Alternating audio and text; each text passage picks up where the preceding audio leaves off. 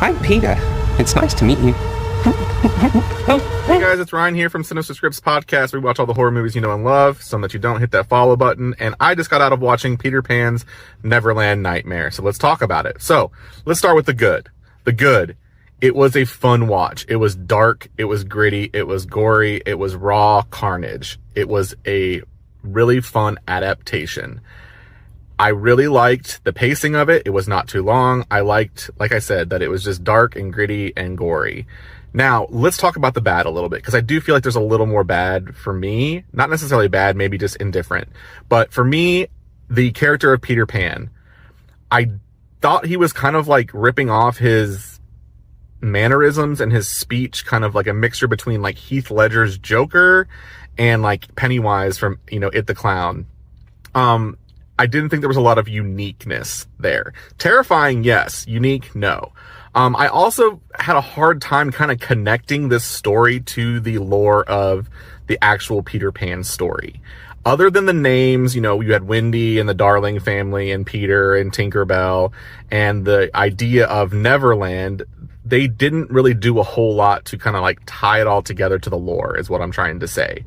The story focuses on Peter, who has mommy issues, and is kidnapping kids to, quote, take them to Neverland, which is probably definitely unaliving them. And he thinks he's like doing a service by rescuing these children because he has his own fucked up mind to deal with.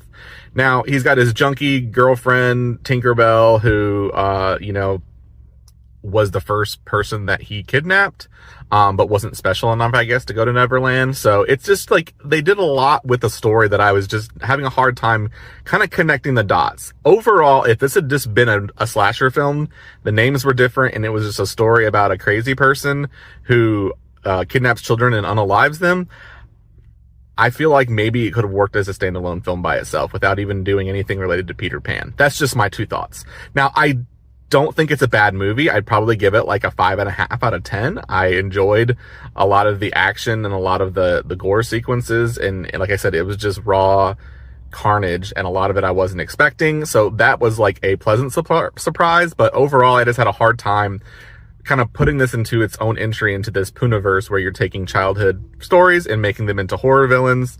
That's just my two cents. Let me know if you've seen it, what you thought about this movie. Like I said, I'm not saying it's bad, just I had a hard time. Love y'all. Bye.